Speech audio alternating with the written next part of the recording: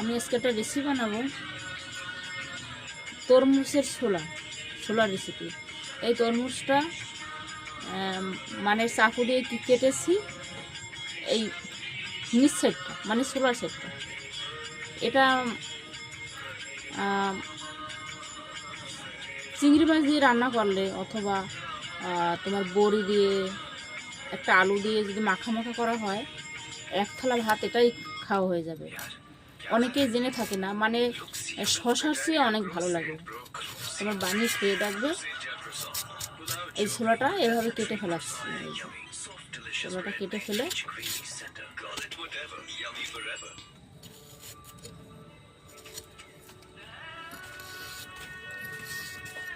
এভাবে piece piece করে কাটতে হবে।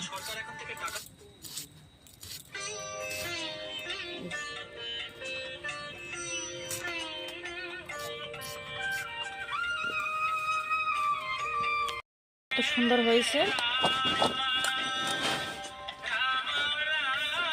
এবার আমি রান্না বসাবো।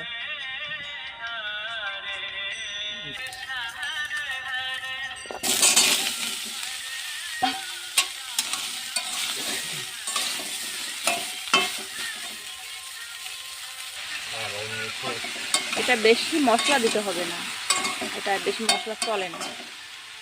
তো হলুদ, লবণ, হালকা একটু লঙ্কার গুঁড়ো দিয়েছি, দুটো কাঁচা লঙ্কা চিড়ে দিয়েছি। বেশি অতিরিক্ত ঝালও চলবে না। এবার একটু নাড়াচাড়া দিয়ে, বেশি কষানো যাবে না, একটু নাড়াচাড়া দিয়ে জল ঢেলে দিতে হবে। এবার জল ঢেলে দেবো, অল্প কিছু জল দেবো।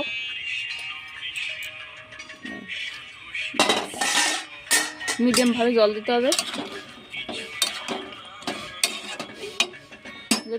যদি চিংড়ি মাছ দেওয়া যায় তাহলে তোর কথাই নেই। আমি আজকে মাছ ছাড়াই বানাচ্ছি, নিরামিষ।